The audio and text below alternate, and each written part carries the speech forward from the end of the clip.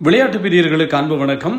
T20 உலக கிண்ணத்தினுடைய முக்கியமான ஆட்டம் குழு 2க்கான ஆட்டம் நிறைவுக்கு வந்திருக்கிறது. பாகிஸ்தான் மற்றும் இங்கிலாந்து அணிகளுக்கு இடையிலான போட்டியில் ஹரி ப்ரூக்கினுடைய 50 பந்துகளில் அவர் அடித்த சதம் இப்போது இங்கிலாந்தை அரையிறுதி ஆட்டத்துக்கு கொண்டு சென்றிருக்கிறது.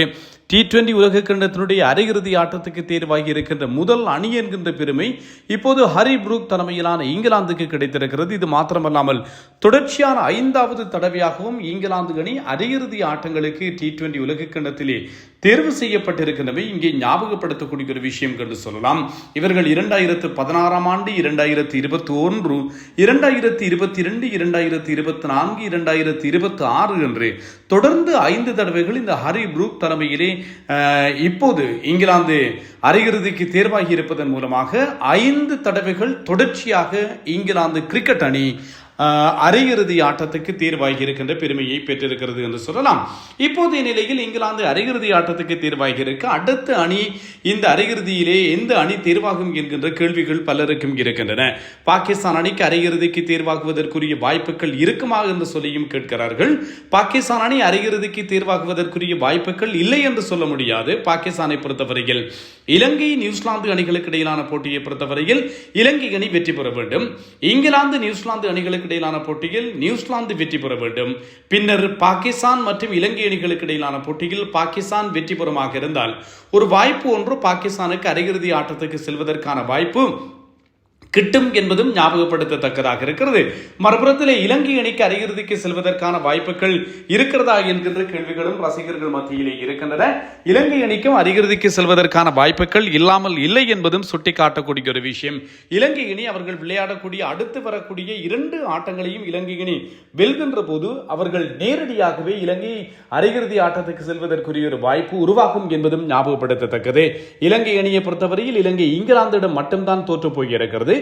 பாகிஸ்தானிடமும் நியூசிலாந்திடமும் இருக்கிறது. பாகிஸ்தான் மற்றும் நியூசிலாந்து அணிகளுக்கு இடையிலான கையில் இருக்கின்ற 2 ஆட்டங்களையும் இலங்கை அணி வெற்றி பெறுமாக இருந்தால் நிச்சயமாக இலங்கை அணி அடுத்து அரையிறுதி ஆட்டத்துக்கு தேர்வாகுவதற்குரிய ஒரு வாய்ப்பு இருக்கும். நியூசிலாந்து அணி அரையிறுதிக்கு தேர்வாகுவதாக இருந்தால் நியூசிலாந்து தங்கள் கையில் இருக்கின்ற 2 ஆட்டங்களையும் நியூசிலாந்து அணி வெற்றி கொள்ளுமாக இருந்தால் நியூசிலாந்து அணி எந்த அணியினுடைய தயவும் இல்லாமல் அல்லது ரன்ரே பிரச்சனை எதுவுமே இல்லாமல் நியூசிலாந்து அணியும் அரையிறுதிக்கு செல்வதற்குரிய ஒரு வாய்ப்பு இருக்கிறது. ஆகவே இந்த குழுவிலே அடுத்து வரப்போகின்ற 2 ஆட்டங்களும் மிக முக்கியமான ஆட்டங்களாக இருக்கின்றன. ஒவ்வொரு அணியும் விளையாடுகின்ற ஆட்டங்கள் முக்கியமான ஆட்டங்களாக இருக்கின்றன என்பதும் ஞாபகப்படுத்தத்தக்கது. இங்கிலாந்து அணி மிகப்பெரிய ஒரு தடுமாற்றத்தை தான் ஆரம்பத்திலே சந்தித்தது. யாரும் எதிர்பார்த்திருக்கவில்லை. இப்படியான ஒரு நிலையில் ஹரி ப்ரூக் 3ஆம் இலக்கத்திலே ஆடுவதற்கு ஆடுகளம் வந்தார். அதுதான் ஒரு பிரேவ் டிசிஷன் ஆக இருந்தது. இந்த டிசிஷன் தான் இன்று தனி மனிதனாக அவருடைய இன்டென்ட் ஆரம்பம் முதலே அடித்து ஆடுவது. 3 விக்கெட்டுகள் பவர் பிளேக்களிலே சரிக்கப்பட்டிருந்தாலும் கூட எதுவிதமான தயவு தாட்சண்யத்தையும் பாகிஸ்தான் பந்து வீச்சாளர்களுக்கு எதிராக இவர் காட்டவில்லை என்பதுதான் சுட்டிக்காட்டத்தக்கது. ஆரம்பம் முதலே அடித்து ஆடினார். 3 விக்கெட்டுகள் விரைவாகவே சரிக்கப்பட்ட ஒரு ஆட்டம். கிட்டத்தட்ட இவர்களுக்கு ஒரு டூ டை ஆட்டம் போன்றுதான். ஏனென்றால் சூப்பர் 8 விளையாடப்படுகின்ற ஒவ்வொரு ஆட்டங்களும் பெறுமதியான ஆட்டங்கள். இந்த கட்டத்தில் 50 பந்துகளிலே சதமடித்தார். 165 என்கின்ற வெற்றி இலக்கோடு துடுப்படுத்த ஆடிக்கொண்டிருந்த போது இவர் மட்டுமே 50 பந்துகளிலே சதமடித்தார் என்று சொன்னால் எப்படி இருக்கும் என்று சொல்லி யோசித்து பாருங்கள். இறுதி 5 ஓவர்களிலே 41 ஓட்டங்கள் தேவை என்கின்ற ஒரு நிலைமை வந்தது. உஸ்மான் தாரிக் பந்து வீச வந்தபோது அந்த ஓவரிலே ஒரு சிக்ஸர் ஒரு பவுண்டரி என்று மொத்தம் 14 ஓட்டங்கள் பெறப்பட்டன. அதன் பின்னர் பார்த்தால் 4 ஓவர்களிலே 27 ஓட்டங்கள் தேவை என்கின்ற ஒரு நிலைமை வந்தது இங்கிலாந்துக்கு. இந்த நிலையில் முகமது நவாஸ் 19வது ஓவரிலே கொஞ்சம் பாகிஸ்தானுக்கு சாதகமான வாய்ப்புகளை ஏற்படுத்தி கொடுத்திருந்தார். இறுதி ஓவரிலே 6 பந்துகளிலே 3 ஓட்டங்கள் தேவை என்கின்ற நிலையில் இருக்க சதாப் கானுக்கு கொடுப்பதா அல்லது மிர்சாவுக்கு கொடுப்பதா என்கிற நிலையில் மிர்சாவுக்கு கொடுக்க ஜஃப்ரா ஆச்சர் முதலாவது பந்து வீச்சையை பவுண்டரிக்கு விரட்டினார். இதன் மூலமாக இங்கிலாந்து அணி வெற்றி பெற்றிருக்கிறது. 2 விக்கெட்டுகளால் இங்கிலாந்து வெற்றி பெற்றிருக்கிறது. லியம் டவுசன் ஆடுகளம் வருகிறார். இவர் ஒரு 9ஆம் இலக்கத்திலே இவர் ஆடுகளம் வருகிறார். முதல் தர கிரிக்கெட்டிலே இவர் 10,000க்கு மேற்பட்ட ஓட்டங்களை குவித்து ஒரு சகலுதரை ஆட்டக்காரர் டவுசன் என்பதும் குறிப்பிடத்தக்கது. ஆகவே இங்கிலாந்தினுடைய பேட்டிங் டெப்த் எந்த அளவு தூரம் இருக்கிறது என்பது இதன் மூலம் புலனாகிறது. ஆனால் அவர்களுக்கு இருக்கின்ற மிகப்பெரிய ஒரு தலையீடு ஜஸ்ட் பட்லர்.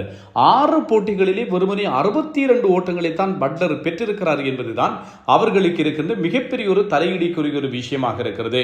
பில் சோல்ட் மிக அருமையாக ஆடுகிறார். வில் ஜாக்ஸ் அவர் விளையாடி இருக்கின்ற 5 ஆட்டங்கள் 5 ஆட்டங்களிலும் ஒரு நல்ல ஒரு பினிஷர் ரோலை கையில் எடுத்திருக்கிறார். லிவிங்ஸ்டனை அணியிலிருந்து விரட்டிவிட்டு இவர் இந்த நிலையில் மிகச்சிறப்பாக வில் ஜாக்ஸ் தன்னுடைய பாத்திரத்தை ஏற்று பணியாற்றி கொண்டிருக்கிறார்கள் என்று சொல்லலாம். அதுவும் 3 பிளேயர் ஆஃப் த மேட்ச் விருதுகளை வில் ஜாக்ஸ் இந்த தொடரிலே பெற்றிருக்கிறார். இன்றும் கூட ஹரி ப்ரூக் ஆட்டநாயகன் விருதை வெல்லவில்லை என்று சொன்னால் இவருடைய இன்னிங்ஸுக்கு ஒரு ஆட்டநாயகன் விருதை கொடுத்திருக்கலாம். 3 விக்கெட்டுகள் விரைவாகவே இழக்கப்பட்ட நிலையில் 52 ஓட்டங்கள் இணைப்பாட்டம் ப்ரூக் மற்றும் சாம் கரான் ஆகியோருக்கு இடையிலே பெறப்பட்டது. பின்னர் வில் ஜாக்ஸ் மற்றும் ப்ரூக் ஆகியோருக்கு இடையிலே 47 ஓட்டங்கள் இணைப்பாட்டம் பெறப்பட்டது. இந்த 2 இணைப்பாட்டங்களும் தான் இங்கிலாந்தை காப்பாற்றி இருந்தது என்று சொல்லலாம். 30 ஓட்டங்களுக்குள்ளேயே 3 விக்கெட்டுகளை இங்கிலாந்து அணி இழந்திருந்தது. அந்த கட்டத்தில் பவர் பிளே ஓவர்களுக்குள்ளே அவர்கள் விக்கெட்டுகளை இழந்தாலும் கூட மிகச்சிறப்பான ஒரு வெற்றி இங்கிலாந்துக்கு கிடைத்திருந்தது. இங்கிலாந்துடைய 3வது விக்கெட் ஜேக்கப் பெத்தல் 35 ஓட்டங்களை பெற்ற நிலையில் ஆட்டம் இழந்தார். 5 ஓவர்கள் நிறைவுக்கு வருவதற்கு முன்னதாகவே அந்த விக்கெட் வீழ்த்தப்பட்டிருந்தது. சாஹிப்சடா ஃபர்ஹான் 63 ஓட்டங்களை பெற்றார். 2 சிக்ஸர்கள் 7 பவுண்டரிகள். பாகிஸ்தான் அணி அரையிறுதி ஆட்டத்துக்கு செல்லவில்லை என்று சொன்னால் இன்னும் ஒரு ஆட்டம் இருக்கிறது. இந்த ஒரு ஆட்டத்திலே 36 ஓட்டங்களை பெற்றுக் கொள்வாராக இருந்தால் விராட் கோலியினுடைய நெடுநாள் உலக சாதனை ஒன்றை முறியடிப்பதற்கு ஒரு வாய்ப்பு இவருக்கு வரும். விராட் கோலி 2014ஆம் ஆண்டு 6 இன்னிங்ஸ்களில் 319 ஓட்டங்களை குவித்தமைதான் T20 உலகக்கிண்ண வரலாற்றில் ஒரு வீரர் பெற்றுக்கொண்ட அதிகபட்ச ஓட்டு எண்ணிக்கை. இந்த சாதனை 12 ஆண்டுகளாக விராட் கோலியிடம் தான் இருக்கிறது. சாஹிப்சடா ஃபர்ஹான் 283 ஓட்டங்களை குவித்திருக்கிறார். பாகிஸ்தான் விளையாட போகின்ற அடுத்த ஆட்டத்திலே பாகிஸ்தானுக்கு 36 ஓட்டங்களை குவிப்பாராக இருந்தால் இந்த சாதனையை தன்வசப்படுத்துவதற்குரிய வாய்ப்பு இருக்கும். சில வழிகளில் பாகிஸ்தான் அரையிறுதிக்கு சென்றால் இன்னும் அவருக்கான வாய்ப்புகள் இருக்கும் என்பதும் இங்கே ஞாபகப்படுத்தக்கூடியதாக இருக்கிறது. வாழ்த்துக்களை சொல்லிக் கொள்ளலாம். சாஹிப்சடா ஃபர்ஹானுக்கு அற்புதமான ஒரு இன்னிங்ஸை இவர் பாகிஸ்தானுக்காக ஆடிக்கொண்டிருக்கிறார். பாபர் அசாம் இன்று விமர்சனத்தை சந்தித்திருந்தார். 24 பந்துகளிலே 25 ஓட்டங்கள். ஸ்கோர் விவரங்களை பார்த்தால் சாஹிப்சடா ஃபர்ஹான் 63, சாயும் ஆயுப் 7 ஓட்டங்கள், சல்மான் அலியாக 5. இவர்கள் டாப் ஆர்டரிலே வந்து இவர்கள் இருவருமே சொதப்புவதுதான் பாகிஸ்தானுக்கு மிகப்பெரிய ஒரு நெருக்கடியை ஏற்படுத்திக் கொண்டிருக்கின்ற விஷயம். அதுவும் பாபர் அசாம் என்ற ஸ்ட்ரைக் ரேட் 104, 24 பந்துகளில் 2 பவுண்டரிகளோடு 25. ஃபகார் ஜமான் 2 சிக்ஸர் 2 பவுண்டரிகளோடு 16 பந்துகளிலே 25. சதாப் கான் விமர்சனங்களை அதிகம் சந்தித்தவர். அப்ரார் அகமதுக்கு அவரை அணியிலிருந்து விலத்திவிட்டு இவருக்கு வாய்ப்பு கொடுக்கப்பட்டது. பந்துவீச்சு ஈடுபடவில்லை. ஆனால் துடுப்பாட்டத்திலே 11 பந்துகளில் 4 பவுண்டரிகளோடு 23. இதன் காரணத்தால் தான் 164 ஓட்டங்களை பாகிஸ்தான் அணியால் பெறக்கூடியதாக இருந்தது. பந்து வீச்சை பொறுத்தவரையில் லியம் டவுசன் 24க்கு 3, ஜொஃப்ரா ஆர்ச்சர் 32க்கு 2, ஜெமி ஓவர்டர்ன் 26 ஓட்டங்களுக்கு 2 விக்கெட்டுகள், ஆதில் ரஷீத் 31க்கு 1, வில் ஜாக்ஸ் 2 ஓவர்கள் 27 ஓட்டங்கள். பதிலளித்த இங்கிலாந்துக்கு பில் சால்ட் கோல்டன் டக் முறை மூலமாக ஆட்டம் இழந்தார். 4 விக்கெட்டுகளை ஷஹின் ஷாஃப்ரிடி கைப்பற்றினார். கடந்த 2 போட்டிகளில் இவருக்கு வாய்ப்பில்லை. கிடைத்த வாய்ப்பை அருமையாக பயன்படுத்தினார். முதலாவது பந்து வீச்சிலேயே விக்கெட் வீழ்க்க அந்த கட்டத்தில் தான் ஹரி ப்ரூக் ஆடுகளும் வந்தார். எப்படி ஒரு இன்னிங்ஸை ஆடி இருக்கிறார் பாருங்கள். ஜஸ்ட் பட்லர் 2 ஓட்டங்கள், ஜேக்கப் பெத்தல் 8 ஓட்டங்கள், டாம் பென்டன் 2 என்று விரைவாகவே ஆட்டம் இழந்தாலும் ஹரி ப்ரூக் 4 சிக்ஸர் 10 பவுண்டரிகளோடு 51 பந்துகளில் 100 ஓட்டங்களை பெற்றுக் கொண்டார். சாம் கரான் 16, வில் ஜாக்ஸ் 2 சிக்ஸர் ஓடு 23 பந்துகளிலே 28 ஓட்டங்கள், ஜொஃப்ரா ஆர்ச்சர் 2 பந்துகளிலே 5 பந்துகள் மீதம் இருக்கு 2 விக்கெட்டுகளால் இங்கிலாந்து வெற்றி பெற்றிருக்கிறது.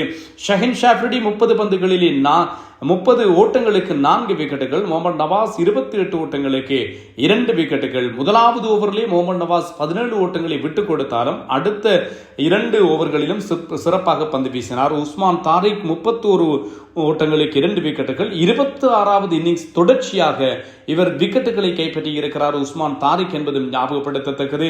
ஏற்கனவே ஜிம்பாப்வே வீரர் 28 இவன்ஸ் நேற்றைய போட்டியின் போது 28வது இன்னிங்ஸிலே தொடர்ந்து விக்கெட்டுகளை கைப்பற்றி இவர் லசித் மாலிங்கவினுடைய உலக சாதனையை முறியடித்திருந்தார் என்பதும் ஞாபகப்படுத்தத்தக்கது. இப்போது 26 இன்னிங்ஸ்களாக இந்த உஸ்மான் தாரிக் விக்கெட்டுகளை கைப்பற்றி இருக்கிறார். ஆகவே அடுத்து இன்னும் 2 போட்டிகளில் தொடர்ந்து இவர் விக்கெட்டுகளை, சர்வதேச ஆட்டங்கள் கிடையாது, ஒட்டுமொத்தமான T20 கிரிக்கெட்டிலே விக்கெட்டுகளை இவர் கைப்பற்றுகின்ற போது ஒரு உலக சாதனையை புதுப்பிப்பதற்குரிய ஒரு வாய்ப்பு அவருக்கு இருக்கும் என்று சொல்லி நம்பலாம். காத்திருப்போம். பாகிஸ்தான் அணி மீண்டு எழுந்து வருகிறதா என்று, மற்ற அணிகளுக்கான அரையிறுதி வாய்ப்புகள் எப்படி இருக்கும் என்பதையும் உங்களுக்கு தெளிவாக சொல்லி இருக்கிறேன். இன்னும் ஒரு காணொளியில் சந்திப்போம். நான் தில்லையம்பலம் தரணிதரன்.